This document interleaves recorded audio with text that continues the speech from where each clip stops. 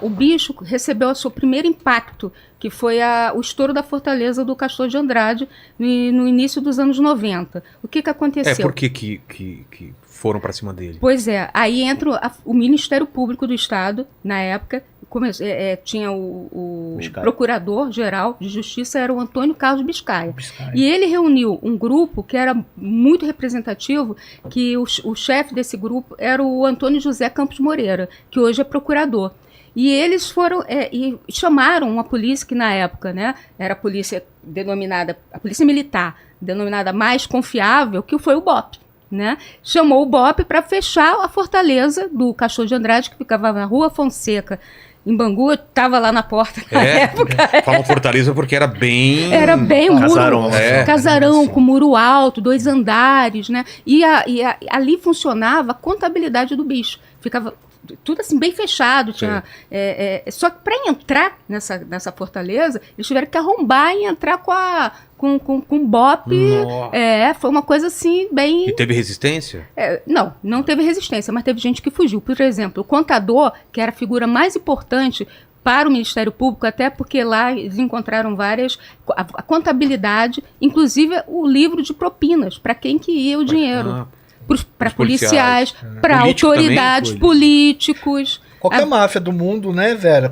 Só explicando assim, qualquer máfia do mundo, a figura mais importante nem é só o capo de prender, é o contador. Que é o cara que mostra onde o dinheiro está. E faz o negócio acontecer. A rede. Exatamente. E eu acho que naquele momento, pelo que eu entendi na época, houve uma proteção ao contador. Deve uma bate-saída, né? Alguma coisa.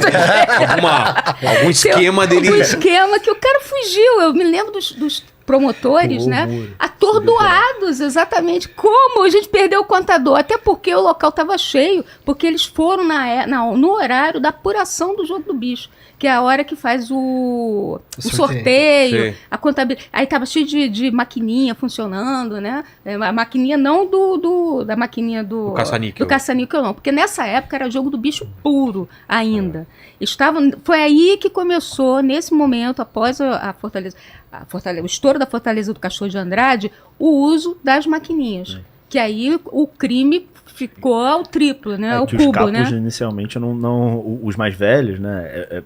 Estavam acostumados a uma vida inteira, os caras educaram seus filhos, criaram fortunas com o jogo de papel, né? E aí quando você... E era muito dinheiro. Era muito dinheiro. A gente não tem como dizer hoje a gente não tem como, mas assim, esses caras ficaram ricos, isso sustentou a riqueza de algumas famílias no Rio e riquezas geracionais, assim, de passar para filhos. E os caras têm mansões de casas nos bairros mais caros do Rio, os caras têm casas de veraneio em Angra dos Reis, enfim, os caras construíram uma fortuna no entorno disso. E hoje tem até alguns que tem cassino fora do Brasil. Os caras também, os bicheiros do Rio também atuam fora do Rio. Tem bicheiro do Rio que atua no Espírito Santo, tem bicheiro do Rio que atua em Belém do Pará, enfim, eles começaram a ter seus... Maranhão, eles começaram a ter seus braços para fora do estado também. O Troncão plantou em Pernambuco, inclusive. Sem contar com o dinheiro, que hoje, a gente tá meio que pulando um pouquinho aqui, mas na cronologia. Mas hoje o bicho, não é só bicho, né? Eles também fazem lavagem, para fazer a lavagem do dinheiro das maquininhas, dos cassinos, dos bingos, eles têm hotéis, restaurantes. Nossa. É muito são uma dinheiro. rede de negócios. O Rogério Andrade, isso foi uma loucura, né? Todo carnaval eu faço, antes de começar o carnaval, o jornal me pede pra... Como é que tá a situação deles? Aí eu vou fuçar os processos e tal pra ver como é que tá. E tem, acho que foi 2018, 2017, eu fui ver os relatórios que estavam anexados aos processos de lavagem de dinheiro do Rogério Andrade, né? Esse personagem que a gente acha importante a gente falar dele daqui a pouco.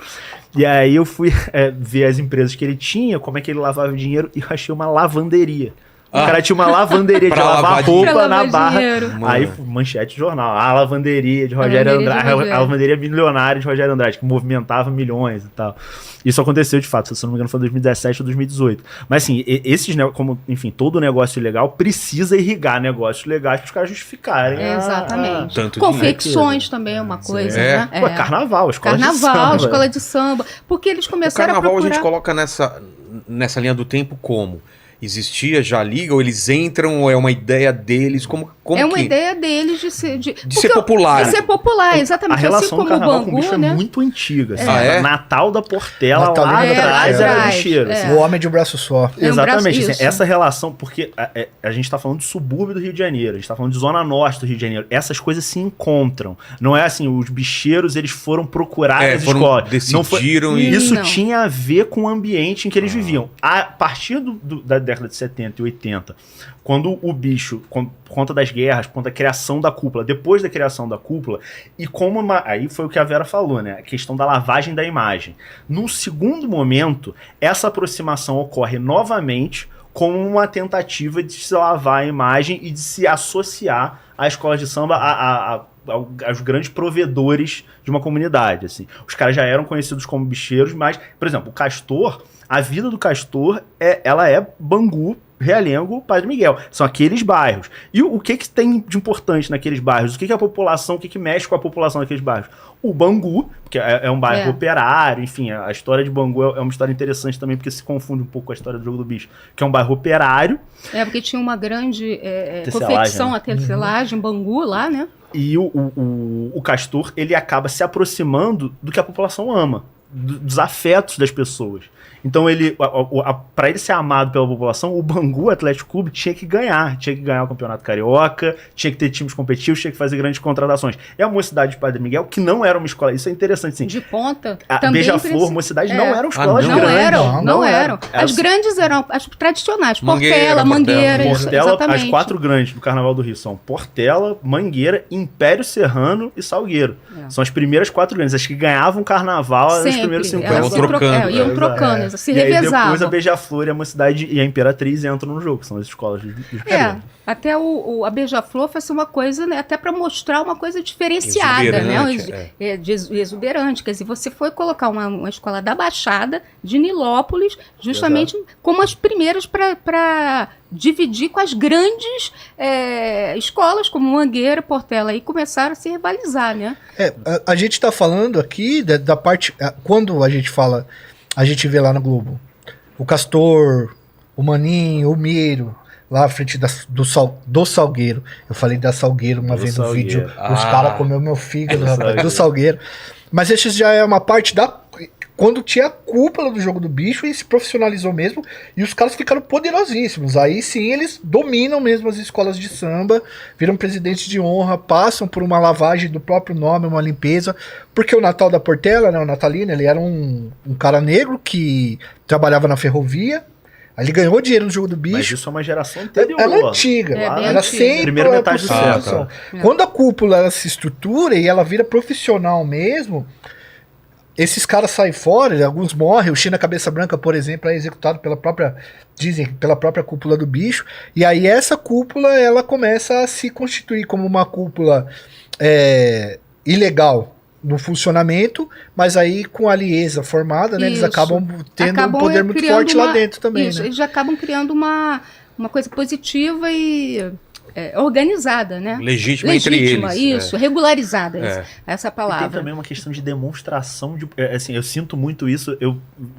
Esse ano ia ser... Eu infelizmente estou de férias, não vou cobrir o carnaval desse ano. Esse ano seria o 10º... Mas eu vou cobrir, pode deixar. Esse ano seria o meu 11º ano de cobertura de desfile. Eu, enfim, entrevisto muito... Nesse período entrevistei muito os bicheiros, o Rogério Andrade, o Anísio, o Guimarães...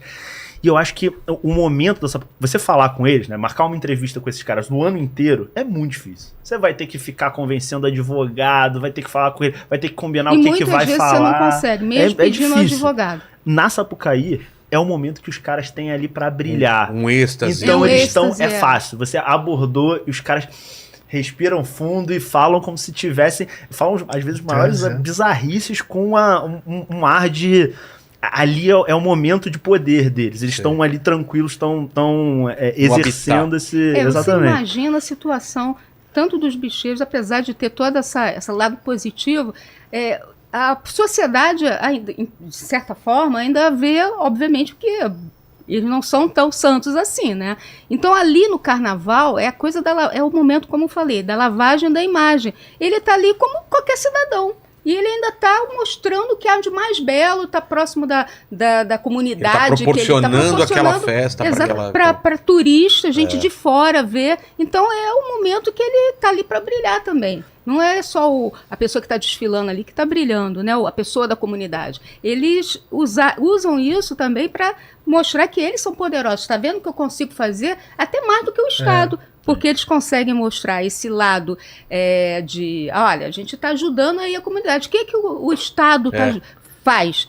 Tanto que eles criaram a Liesa e agora tem até um patrocínio do Estado. O Estado também ajuda. Mas o grande, né, o grande aporte... é o que vem do importante falar uma coisa que, enfim, eu costumo falar muito. Eu, enfim, tenho uma relação muito forte com carnaval de família. Minha família sempre gostou muito de carnaval. Eu assisti o desfile desde pequeno. Quando eu comecei a cobrir isso me desencantou um pouco, assim. E eu, enfim, porque cobrir, eu parei de gostar, entender um pouco esse universo. Os crimes eu me desencantei um pouco. Mas eu, recentemente, até depois da pandemia, enfim, trancado em casa, vendo desfile antigo, eu passei a gostar de novo e hoje eu acho que eu tenho uma relação um pouco mais saudável porque a gente tem que entender também que o carnaval é uma manifestação cultural fundamental do Rio de Janeiro. Não é artificial. Fundamental, é uma manifestação cultural fundadora. É essencial. A vida das pessoas, as pessoas ali esperam o ano todo por aquele momento de lazer, de êxtase também para elas. Não, a escola de samba, o que acontece nas escolas de samba, assim, você tem um movimento ali de educação, os enredos das escolas de samba educam muita gente, você tem um momento ali de congregação de uma comunidade em torno de uma ideia, que isso o pós-abolição da escravidão, essa população pobre, marginalizada, negra do Rio de Janeiro, se juntou nesses espaços. Então, assim, são espaços riquíssimos, assim, de congregação de comunidades. Imagina muitas vezes ali, uma criança que está ali começando, entendendo a sua própria cultura, a seu ser, a sua existência, através da história mesmo, que é uma coisa, um trabalho de pesquisa fenomenal de quem prepara o Carnaval Carioca. E virando um personagem visível, né, Vera? Foi muito bom que você colocou aí, Rafael, no fato das populações negras terem sido abandonadas após a abolição da escravidão, e essas pessoas terem se reestruturado culturalmente dentro do samba, do carnaval. Fundamentais do Rio de Janeiro. É uma super contribuição, isso é inegável. E com relação ao trabalho que os bicheiros, né, fizeram nesse sentido, tudo bem, eles tinham um viés próprio, né, às vezes eles precisavam disso para eles, mas de certa forma até usando um pouco, né, das pessoas, às vezes da ingenuidade, mas isso assim, é fenomenal, porque isso faz com que as próprias pessoas se autovalorizem, né, e vejam, nós podemos, o pessoal está aqui para nos ver, eu que sou preta, LGBTQIAP+, enfim, eu que sou lá da favela, eu estou aqui no meu momento e o pessoal está pagando para me ver. Isso é um momento muito essencial. E é a história dessa pessoa que está sendo contada ali na avenida. Por isso